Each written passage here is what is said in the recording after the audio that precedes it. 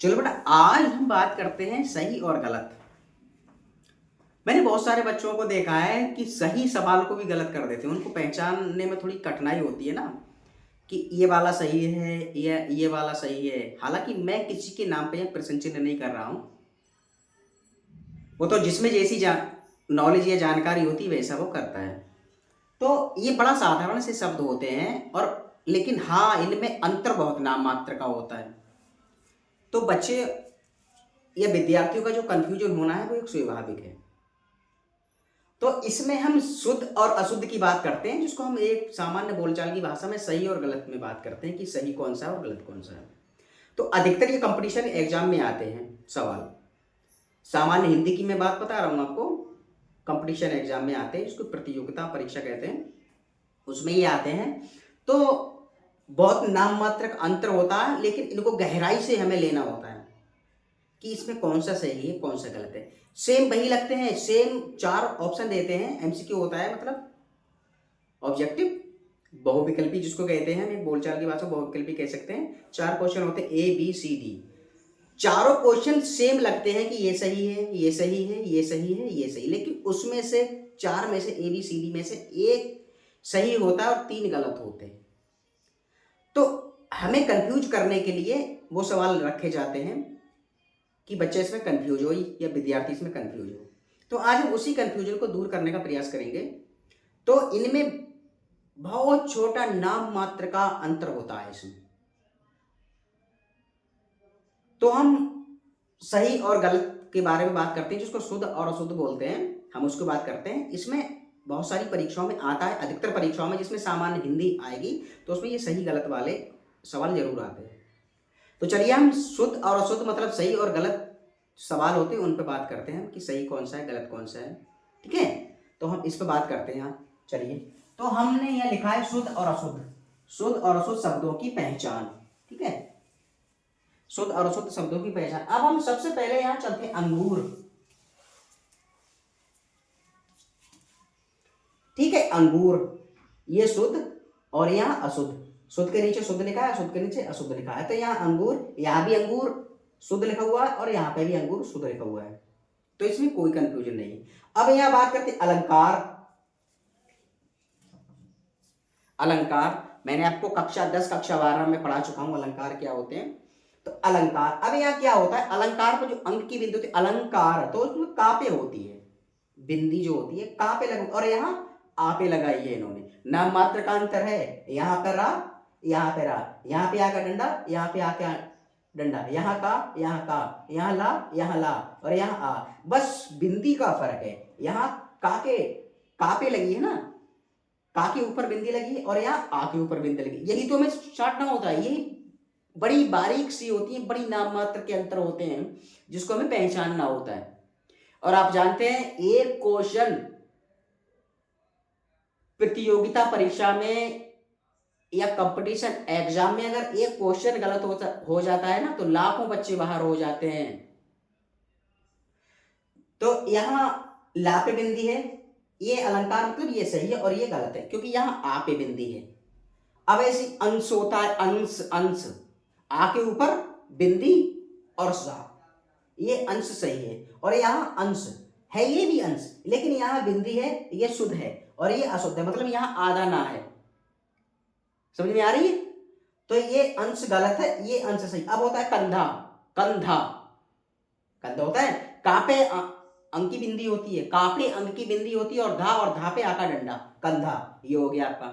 और यहाँ कंधा लिखा है, यहाँ आधा ना है, मतलब यहाँ बिंदी और यहाँ आधा ना है, तो ये भी कंधा और ये भी कंधा। बस यही कंफ्यूजन दूर करनी है आपको, कंधा ये भी है और कंधा ये भी है। ठीक है, यहाँ शुद्ध है, शुद्ध कैसे है, मतलब का के ऊपर बिंदी है, अंक की बिंदी लगो, कंधा, कंधा अंक की बिंदी है, और यहाँ आधा ना है, कंधा ये भी है कंधा ये भी, लेकिन शुद्ध यही है, शुद्ध यही है और अशुद्ध ये है।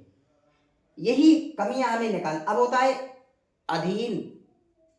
अधीन होता है ना, अधीन, अधीन, और एक होता है आधीन। तो अधीन सही है, क्यों, इस पे आप आके बाद आका डंडा नहीं है, अधीन ये सही है और ये आधीन ये गलत है। अब होता है अधिकारी। अधिकारी जिसको इंग्लिश में ऑफिसर बोलते हैं, अधिकारी, अधिकारी, ठीक है, अधिकारी। अब यहाँ लिखा है अशुद्ध में लिखा आधिकारी, ये बड़ा सामान्य सा शब्द लिया है मैंने, अधिकारी, और ये लिखा आधिकारी, आधिकारी, आधिकारी, तो ये गलत है, अधिकारी सही है, ठीक है। अब यह इलावा, यहां अलावा।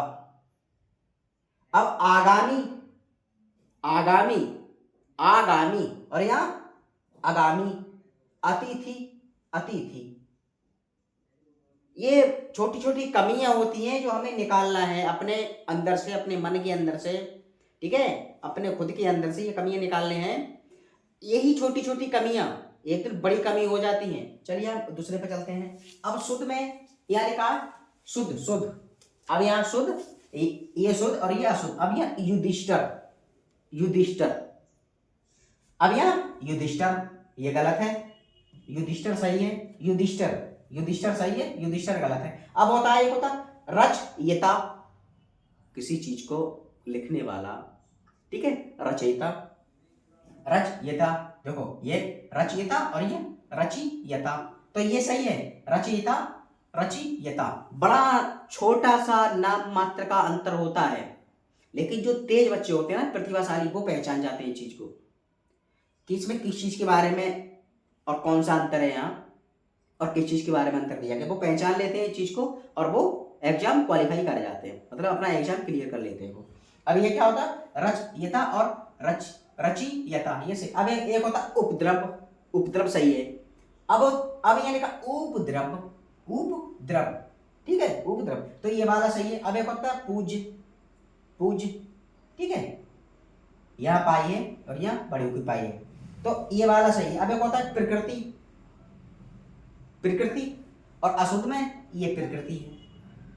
अब एक होता है प्रथा, प्रथा, ये गलत, ये सही है। त्रिकोण, त्रिकोण, आपने मैथ पढ़ा होगा, मैथ के बारे में जानकारी होगी, त्रिकोण किसको कहते हैं, ठीक है, त्रिकोण, त्रिकोण। ग्राहक, ये ग्राहक, ग्राहक, एक ये ग्राहक है, तो ये वाला सही है, ये गलत है। अवनति, अवनति, अवनति, अवनति अशुद्ध है, मतलब सही है, सही, सही, सही, सही, सही, सही, सही, सही, सही, और ये बेटा आपके गलत, ठीक है। इनको आपको मन में बैठाना है, ये छोटे छोटे अंतर होते हैं, छोटे छोटे अंतर होते हैं, नाम मात्र के अंतर होते हैं, इसी को तो आपको समझना है।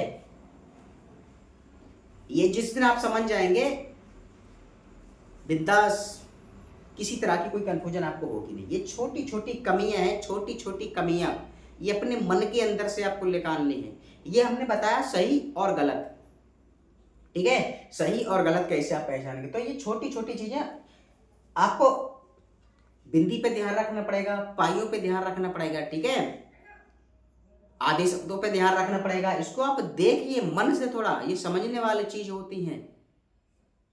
तो आज हमने शुद्ध और अशुद्ध, मतलब सही और गलत के बारे में आपको पढ़ाया, एग्जाम के बारे में, ये जिसमें हिंदी आएगी जिस एग्जाम में, तो ये इस तरीके के सवाल आपको जरूर मिलेंगे। कंपटीशन एग्जाम की बात कर रहा हूं मैं, कंपटीशन एग्जाम, चाहे वो चपरासी का हो, चाहे वो पीसीएस स्तर का हो, आते हैं ऐसे सवाल, मिल जाते हैं आपको। और अब तो आपको ज़्यादा कंफ्यूजन पालने की आवश्यकता ही क्या है, किसी भी चीज़ में, जैसे आप फॉर्म अप्लाई कर रहे हैं, जैसे आपने आवेदन किया, मान लीजिए कि हमने चपरासी में अप्लाई किया या अदरवाइज और किसी में, वो तो अपनी अपनी इच्छा अनुसार, अपनी अपनी क्वालिफिकेशन जितनी जिसमें होती है उसके अनुसार वो अपने करते हैं। लेकिन अब उसका सिलेबस नहीं आता है, आप फॉर्म डालिए, सिलेबस निकलवाइए, सिलेबस के अकॉर्डिंग आप तैयारी करिए, सारा पता लग जाता है कि इसमें कौन कौन सा सिलेबस आएगा, इस सिलेबस में क्या क्या हमको पढ़ना पड़ेगा, कैसे कैसे पढ़ना पड़ेगा, सारा होता है उसमें। सिलेबस निकालिए और सिलेबस के ही अकॉर्डिंग पढ़ाई करिए आप।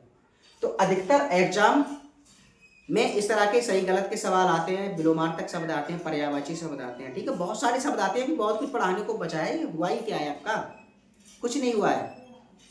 तो बहुत सारे ऐसे शब्द आते हैं। और हाँ, एक बात मैं और बताऊं आपको, हिंदी में हल्की में ना लें आप, कि हिंदी सरल है, सरल नहीं है, कोई भी विषय सरल या कठिन नहीं है। जब तक आप उसका गहन अध्ययन नहीं करेंगे, जब तक वो आपको कठिन लगता है। जिस दिन आप उसका मन से और गहन अध्ययन करने लगेंगे तो वो आपको सरल लगने लगता है। लेकिन पढ़ना तो बेटा पड़ेगा।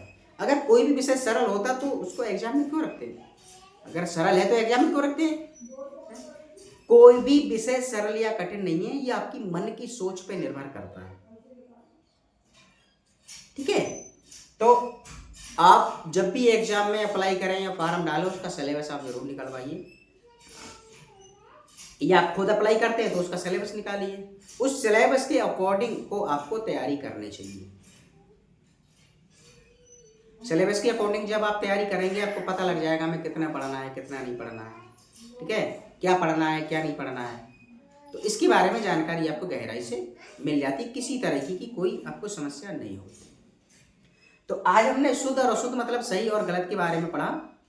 ठीक है, तो मैं उम्मीद और आशा करता हूँ कि ये लेक्चर आपको पसंद आया होगा।